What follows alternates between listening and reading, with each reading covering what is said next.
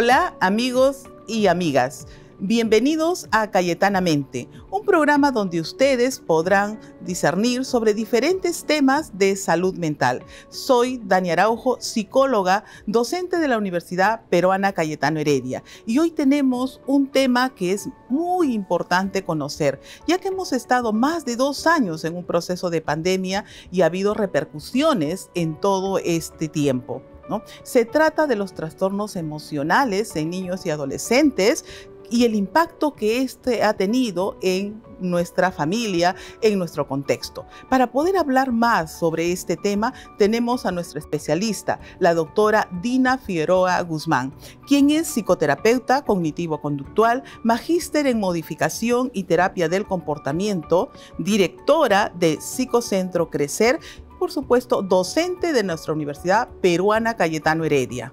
Vamos ya a dar la bienvenida a la doctora. Bienvenida, doctora Figueroa. Gracias. Qué gusto tenerla aquí. En este proceso de la pandemia y ahora ya hablando, ¿no?, casi en el proceso de la pospandemia, hemos visto de que los trastornos emocionales han surgido.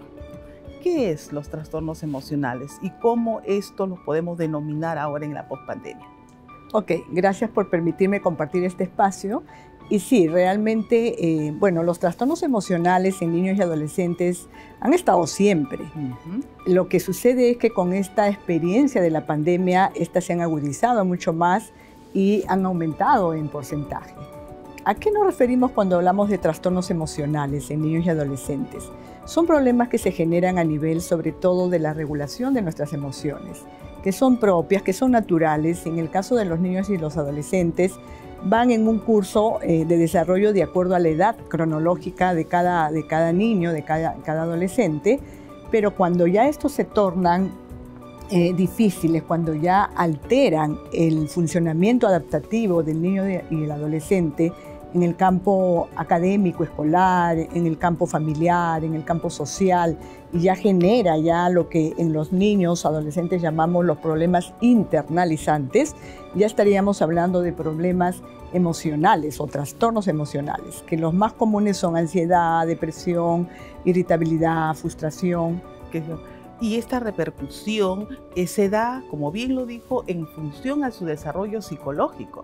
Si nosotros quisiéramos precisar, por ejemplo, cómo ha ido este impacto desde los pequeños hasta los adolescentes, ¿cómo sería esta repercusión? Bueno, este tema es bastante importante porque va desde el infante, incluso desde la gestación. Tenemos muchos niños que han nacido en época de pandemia.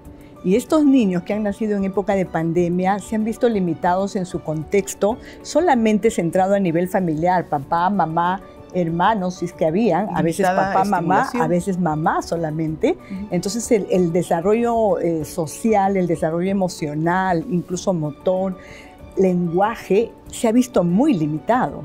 Y estos niños, cuando han salido, por ejemplo, a la presencialidad, a la vida, al contexto, han sido niños muy temerosos, han sido niños que han tenido retraso en su lenguaje, niños que a nivel social han tenido mucho miedo de ver a personas extrañas, niños que, por supuesto, hoy en día están teniendo dificultades en la socialización y en la adaptación con respecto al campo escolar. Entonces son niños con muchos miedos. A ese nivel. Exacto. Y son niños con muchos miedos, son niños que están desarrollando una situación de mucha dificultad para el desapego, porque entendamos que los niños de 0 a 3 años tienen una etapa muy importante que es el vínculo afectivo, el apego emocional. Y este apego ha sido ya muy desarrollado, extremadamente desarrollado con mamá o con papá.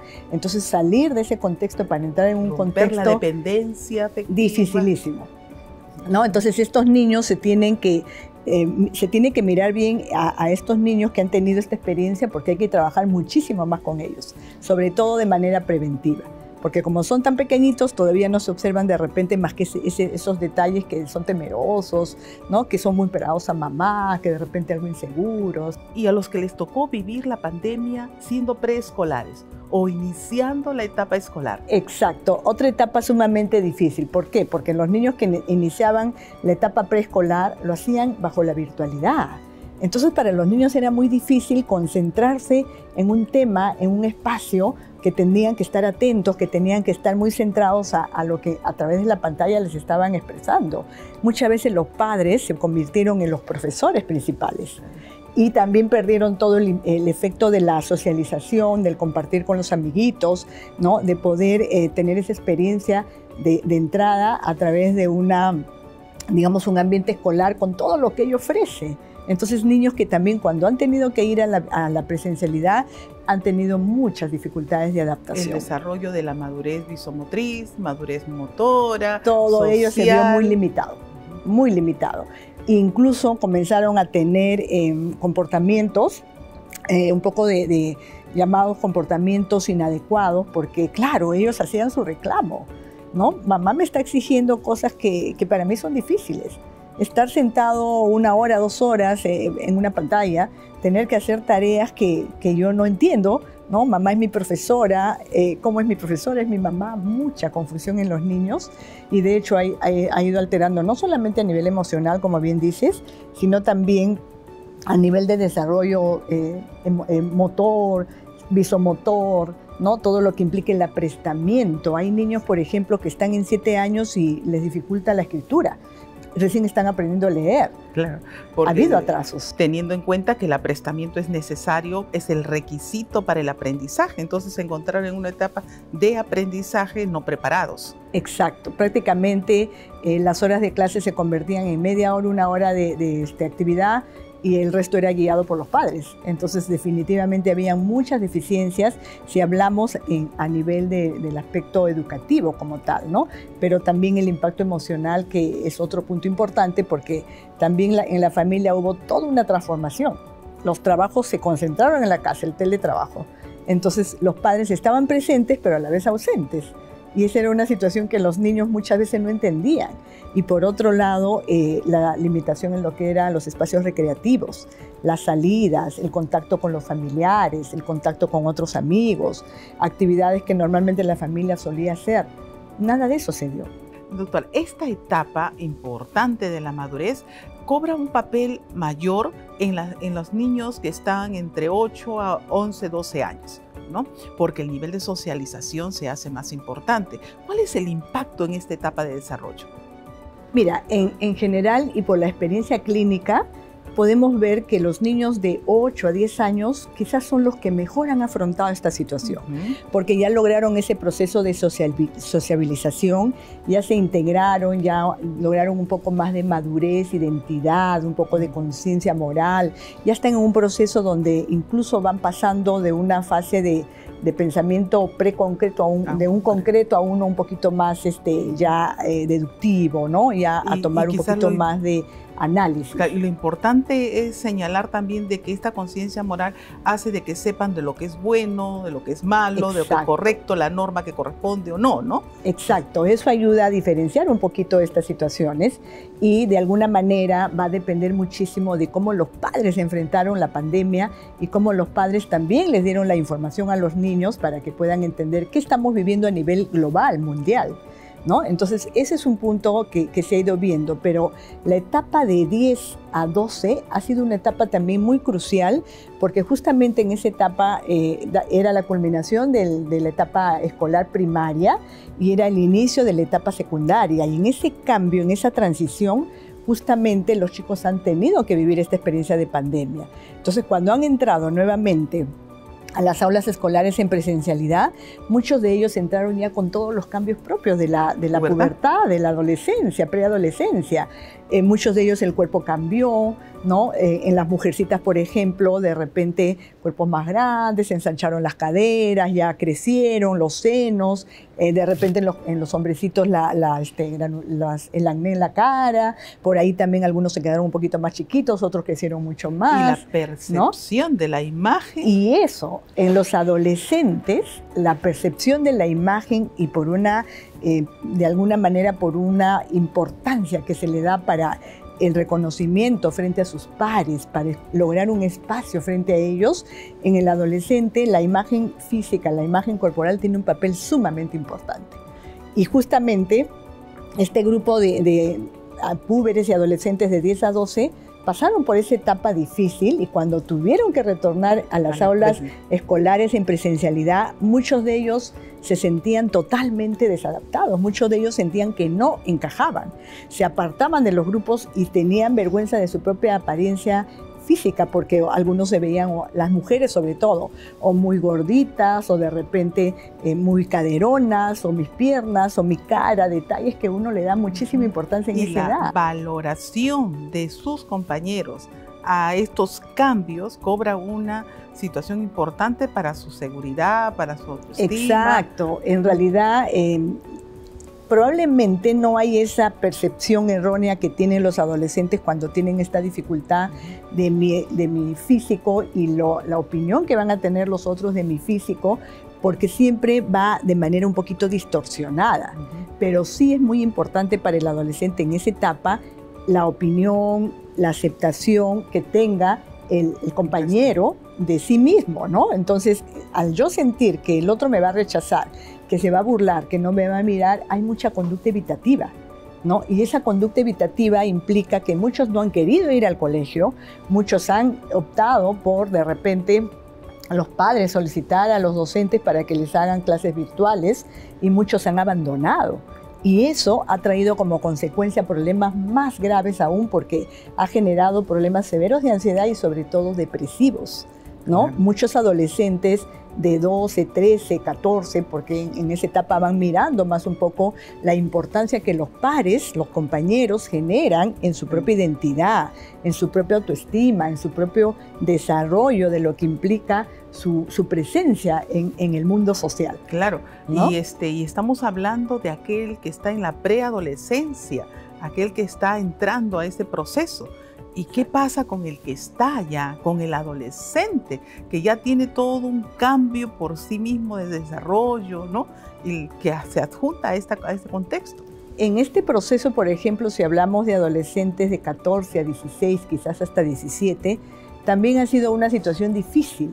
¿Por qué? Porque el adolescente de 14 a 16 ya va mirando un poco más la presencia del sexo opuesto, ya va buscando experiencias diferentes a nivel social, va afianzando sus grupos de amigos y estas situaciones no se han podido dar justamente por la pandemia.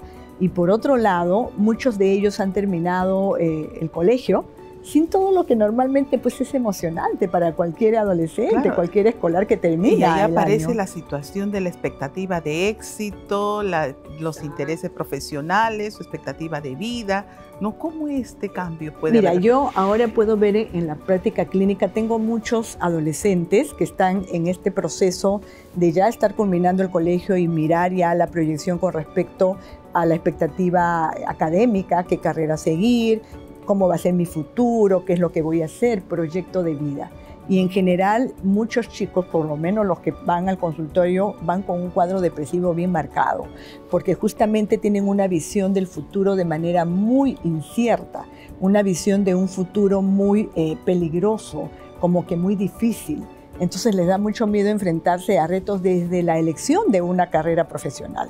Muchos de ellos no saben qué carrera decidir porque temen fracasar, temen que no les vaya bien, temen porque cambiaron también en función a este contexto que se vivió. Claro, claro, todo cambió porque son 2 años. En realidad es importante que entendamos, ¿no? De que 2 años pasar por una etapa de privacidad, de privaciones, de alguna manera estar de alguna forma muy sometidos a muchas limitaciones, ¿no? Cuarentena de 2 años, no puedes salir, no puedes visitar a familiares, no puedes salir con amigos. Quizás para los adultos fue más manejable, pero para los niños y adolescentes esos 2 años son cruciales para su desarrollo psicoafectivo, personal, proyecto de vida a todo nivel. Entonces hoy en día estamos viendo el impacto que esto ha tenido, que ha generado en los niños y adolescentes en las diferentes etapas de vida, ¿no? En situaciones en las cuales hoy ellos están enfrentando y que no les está siendo muy fácil manejarlo. Ahora, quizás sea importante también señalar que todas las personas, ¿no? Especialmente los niños y adolescentes, tenemos un factor de vulnerabilidad, ¿no? Que está ahí. pero que los acontecimientos que ocurren, la forma como manejamos estas situaciones estresantes, van a definir más bien nuestro comportamiento a futuro, nuestro desarrollo a futuro. En este caso, este factor de vulnerabilidad, ¿cómo se ha dado en estos niños y adolescentes? Mira, efectivamente, niños y adolescentes es una etapa muy vulnerable por todas las características propias del propio desarrollo de los niños y adolescentes. Recordemos que es una evolución que va a través del tiempo y que formamos la personalidad en todo ese proceso de acuerdo a todas las experiencias que hayamos tenido, buenas, malas, a todos los mensajes, los aprendizajes, los modelos. Entonces, esta experiencia para los niños y adolescentes, como decía, dependiendo de la edad, del grupo de desarrollo cognitivo, emocional y también sobre todo del apoyo que la familia ha brindado para un buen afronte ante esta situación, porque recordemos que es un problema que lo hemos vivido todos a nivel mundial. Entonces, las familias que probablemente han tenido un buen afronte, que ha habido una buena base emocional, ¿no?, afectiva, social, que han de repente dado una buena información a los hijos, que han podido ellos también dar modelo, ¿no?, de un buen afronte y también de una buena regulación de sus propias emociones, quizás ellos definitivamente han tenido un factor protector, pese a la vulnerabilidad por el hecho de ser niños adolescentes. Pero las familias que probablemente también han hecho cuadros, porque también muchos padres hicieron cuadros ansiosos, muy fuertes, muchos que de repente estaban en una etapa de remisión, un factor de riesgo fuertísimo, fuertísimo. Y además también otro factor de riesgo fuertísimo fue el hecho de que todo ese cambio de rutinas a nivel del hogar.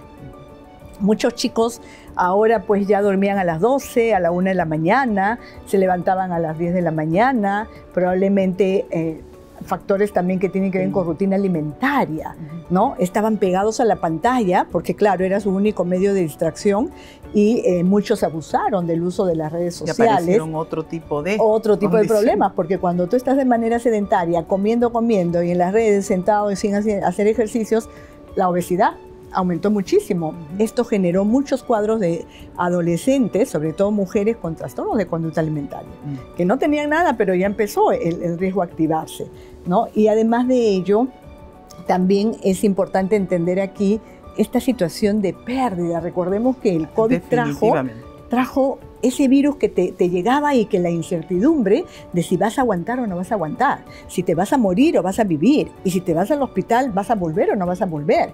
Entonces todo ese contexto de estrés, de ansiedad, de incertidumbre, dependiendo cómo la familia lo ha ido manejando, ha generado un impacto en el niño adolescente, ¿no? Y sobre todo la pérdida.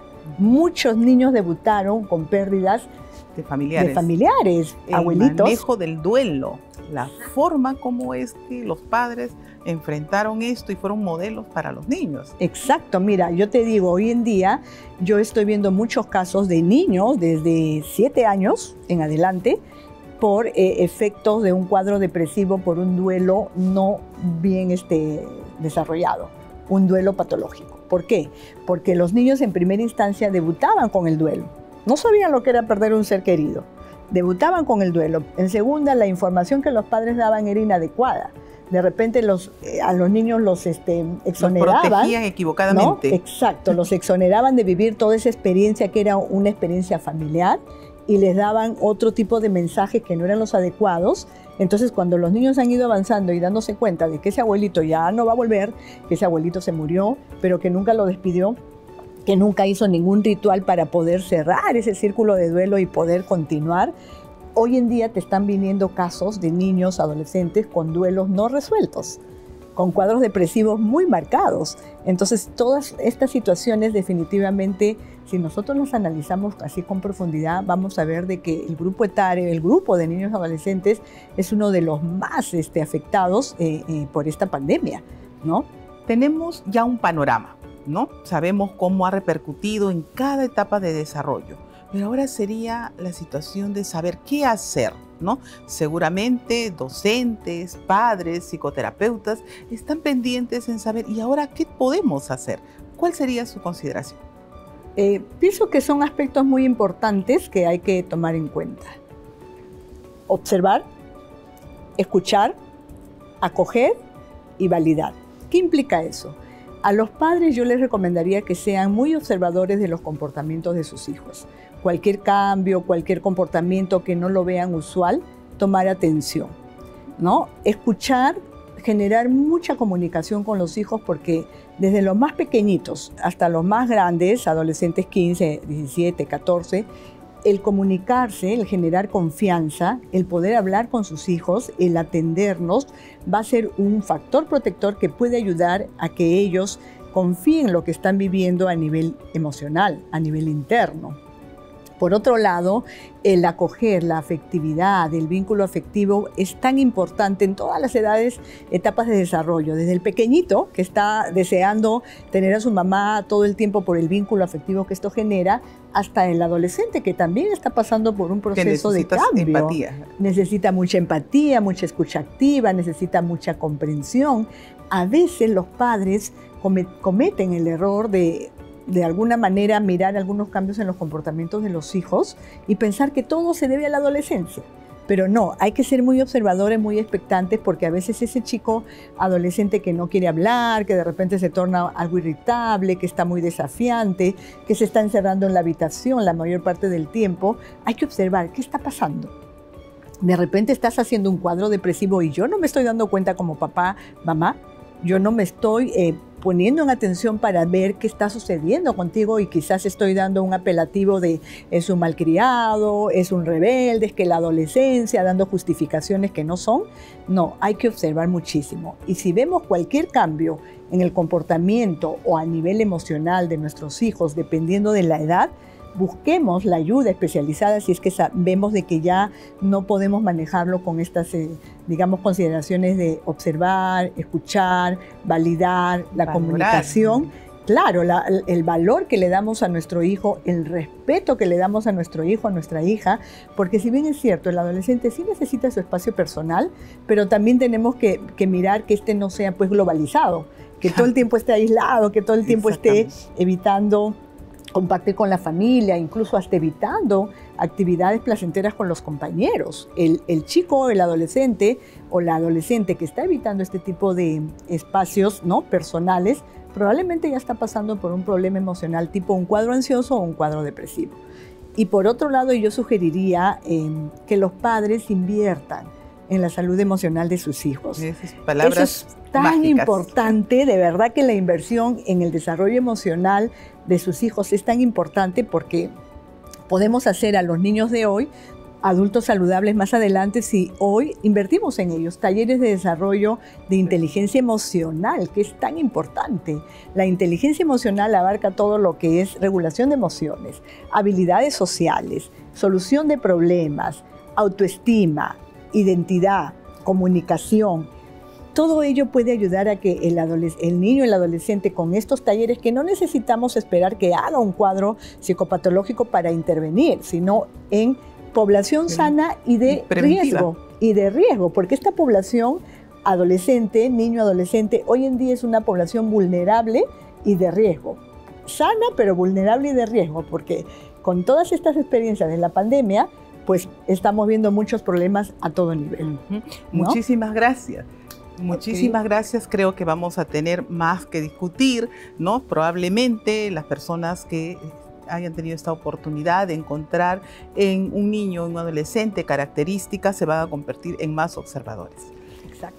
Bien, hemos tenido la oportunidad de escuchar a la doctora Dina Figueroa, quien nos ha dado la oportunidad de conocer el impacto que ha tenido en los niños y adolescentes en su estado emocional. Recomendamos a los padres tener en cuenta en ello y, como dijo la doctora, invertir en la salud mental de sus hijos. Muchísimas gracias y no se olviden suscribirse a nuestro canal Cayetano Más.